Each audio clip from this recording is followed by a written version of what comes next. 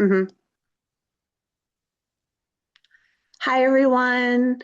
Welcome to this week's corporate fundraising module presentation. I'm Christina. And hi, I'm Katie. Hey, and we are going to be working together to present this presentation for you for this week.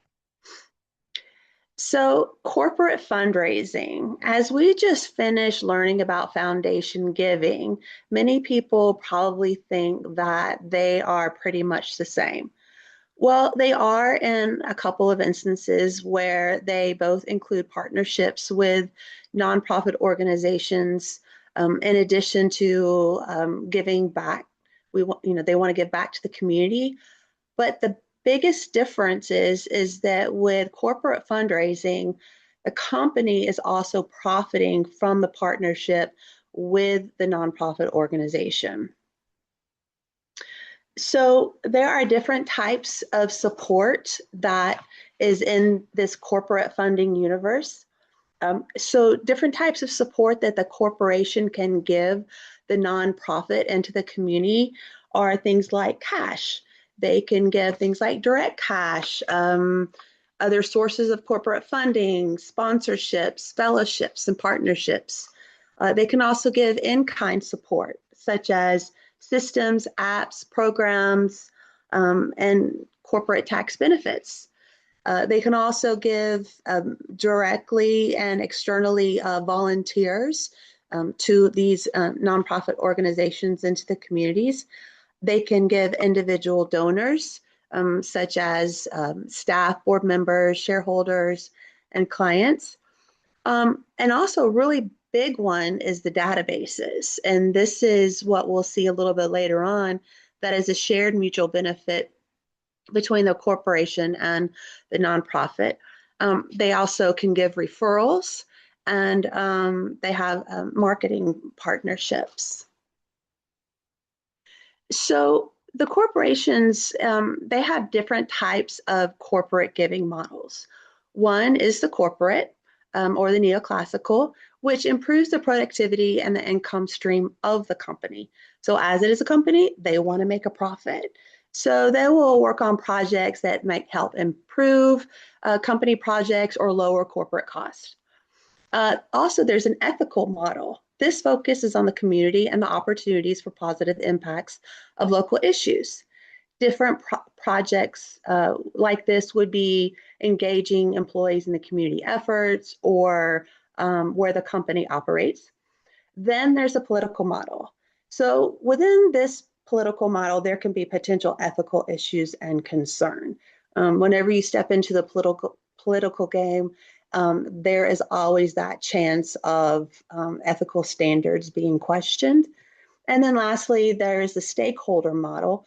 And this is different, and like a matching grants program. They'll encourage employee engagement by matching donations to nonprofit causes.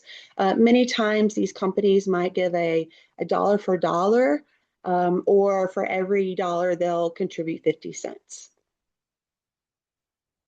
All right, so when one is in a corporation and they are incorporating a platform, what should you look for? Well, first of all, ease of use, right? I mean, you want it, the platform, whatever you use, to be easy. Pretty much setup time would be around 20 minutes or so. Anything more is probably a little more complicated. Branding control is another um, part of this particular platform. You want to make sure that the branding is appropriate and the branding is exposed in an appropriate manner. Team abilities. An example of this might be if you split your team up into the areas um, where they have a very strong skill set, and then do like a leaderboard contest, and so have a kind of friendly game of competition to see who can create the best maybe fundraising strategy. Social plugins, anywhere you can get plugged in through social media is always very advisable. Different communication tools, whether it's email, phone, texting, uh, um, it could be social media, it could be marketing, could be brochures, whatever that for the fundraising team would feel would be best to be appropriate for that particular item, and then optimized data. All right, we spoke earlier about benefits and ethical dilemmas. It is a slippery slope, so let's dive into that just a little bit. So there are mutual benefits that the nonprofit and the company do share. The nonprofit will gain access to the corporation's database of customers, which is what we mentioned earlier. It has a potential to use the services of the corporation in addition to receiving its funds. And then once involved with a corporation, there is a higher chance of staying involved with them in the future and receiving some funds. It's just a matter of getting in the door. And once you're in the door, hopefully you're able to stay in the door. And with a corporation, how it benefits a corporation, its image, the improved company image. It improves relationship with employees and society. It increases its profit, and then it allows them to redirect the funds to multiple charities. So it's pretty much a win-win for both a nonprofit and a corporation. But there can be ethical dilemmas along the way, perceptions and tainted money. So we've heard of a lot of instances where the money comes from is questionable. So as a nonprofit, a nonprofit needs to be very careful that they're receiving the money from a reputable company, and that as much as they can find out where that money comes from. Now they're not going to be able to have access to all the information, of course, but as long as they are doing their due diligence and their research, they should be okay. So different types of perceptions with nonprofits, they might be receiving tainted money or compensation, honesty and full disclosures, like, okay, is anything going on underneath the table type thing? Is the mission of the corporation in a matter of a conflict of interest issue? And then even just the appearance of impropriety can ruin the reputation of a nonprofit. And with a corporation, tainted money could look like receipt of illegal money, money that came in legally but now is now illegal. Um, Donor profile, what is the cause of and the focus of the particular company, and then what are the values of the company? So those are many of the things that the nonprofit should look for and be very aware of. So the process of working with a corporation is you have an overview, then you would have a detailed budget, planning, and strategy. You need to align with the funder's mission, um, have prospects and data collection. So that's doing your research. That's looking at their board. That's looking at their website. It's looking at their financials. Who is that person within the company that should be their key player that you should reach out to? The decision maker, just like I just mentioned, who are they and where are they? Are they local? Are they overseas? Um, are they just online? And then your pitch, establishing your pitch. You must sell to them why they should choose to support you and your mission. They are a company, they want to make money. So you must sell them to your idea and to your mission. And then the application. So throughout the process, you will be working through the application. You will solicit them. You will reach out to them. You will do your research. And then you evaluate and go through the evaluation approval process, uh, what they will do for you as the organization. You will create a type of agreement that will work best between the both of you, and then there will be recognition and stewardship, and then after um, and then the last stage will be maintain the source and then pitch new ideas to them so that they will always so that you will be able to um, have a cyclical relationship with them. All right, thank you so much, Christina. Now I'm going to talk about some strategies to secure specifically corporate sponsorship and exactly what sponsorship is. And I will also be using a job from one of my previous positions at a previous organization. I used to work at a small local food bank, and one of my main roles was securing corporate sponsorship for our annual fun run. So I'll be using that as an example throughout my slides. Um, so what are sponsorships and how can we access them? Sponsorships fund specific projects, activities, or events specifically.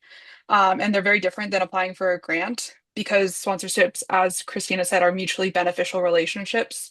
They usually have shared objectives, they have specific agreed upon benefits for both the corporation and then also for the nonprofit. Um, so yeah, a big thing is to build visibility and relationships for your organization. Um, Being known and trusted in your community just strengthens your sponsorship asks. And relying heavily on trust, clarity, and mutual benefit for your sponsorship asks is always going to make them better. Nonprofits should begin by increasing their visibility, credibility, and community relationships through public engagement, networking, writing, media outreach, and involvement with charitable events. Cold calling is really hard, and I've had to do my fair share of it, and it oftentimes results in nothing. So a warm handoff is always going to be better. As part of my job at the food bank, I would attend lots of local events, Chamber of Commerce events, business association events, local government hosted events. I was often quoted in the local newspaper, and then this was really helpful when the time came to make my sponsorship asks because I'd already built those relationships and I wasn't just starting from zero. They weren't coming out of the blue. The other thing is to identify the right companies and contacts. Not every company is going to be a fit for your organization, so it's really essential to research the companies whose missions and business goals align with your cause. Also, look at their corporate social responsibility priorities. If they are really interested in your mission priorities, then maybe you should make them a priority as a prospect. Identifying the correct internal contact is also essential, whether that's through personal connections or by asking administrators for guidance. It might be the HR person, it might be the CEO if it's a really small company, or the corporate social responsibility lead. It could be a committee. So, for my food bank example, personal connections always help me open doors. And I chose ones that had either donated food previously, that had participated in volunteer experiences with us, or had donated financially in the past. And that way I knew that we are already aligned with my organization's mission. And I also made sure to keep track of the people that I spoke with. So next year or the next time I went back asking for a donation, I knew exactly who I had to speak with. Next slide. And then the next part is to craft a really strong sponsorship ask. Clarity really helps drive decisions. Companies want to know what you're asking for and what they're going to get out of it. Because as Christina said, they are a company, they want to make money. They're not a nonprofit like we are. So before making an ask, you should prepare a very visual, specific one pager. Just clear, concise. It should have the sponsorship overview outlining what your organization does, the specific funding request, and then also what the benefits the sponsor is going to get are. Um, and this should all ensure that you're compliant with IRS rules and responsibilities and sponsorship acknowledgments. So I had a really tight one pager that explained what my food bank did, how we helped our city, the different levels of sponsorship available, and then what benefits each level would earn you. And then these benefits included things like logo representation on our website, social media call outs, shout outs at the event itself. And then our champion level sponsor was actually able to say a few remarks at the event. Um, all of these, like, they seemingly small things can go a really long way in terms of business public relations, and they go a long way for a sponsor. And then finally, after you earn your sponsorships, you want to follow up, learn, and keep those relationships strong. Thoughtful follow-up, professionalism, and gratitude can really shape a company's experience and keep them coming back year after year. When nonprofits deliver well, companies tend to return. So after presenting the ask, you should follow up politely, recognizing that companies have lots of requests. So rejection is going to be common, but it provides valuable feedback and you can learn from that and move on. There's lots of businesses out there, there's lots of businesses that want to donate to your organization, and so you should make sure to cast a wide net. The other thing is make sure you actually deliver on the promises that you made. If you say that they're going to be posted on your website, you better make sure that their logo is posted on your website. Um, and finally, make sure you maintain those relationships year round. Don't only contact them when you're asking for money. Make sure you keep them in the loop on what your organization is doing, where their money went, and how well you're going out throughout the year. Um, During my time at the food bank, I made sure to keep up my sponsors in the loop all year long. And then when it came time for me to ask for money, they weren't surprised about that. Um, and I actually hand wrote thank you notes to all of my sponsors, which they really appreciated. And thankfully, with the money we raised at the fun run, I was able to provide, or we were able to provide 100,000 meals for people in need in my city, which was really cool. Um, Next slide. So finally, Christina and I put together a little question that we would like for you all to answer in the discussion chat. After learning about both foundational support and corporate support, if you were fundraising for a nonprofit and could choose to pursue a partnership with either a foundation or a corporation, which would you choose and why? And what do you see as the primary advantages and disadvantages of each option? And then I think we just have our references on the last slide. Mhm. Mhm. Thank you so much And for then we can, listening. thank Have a great you. rest of your week. Have a great week.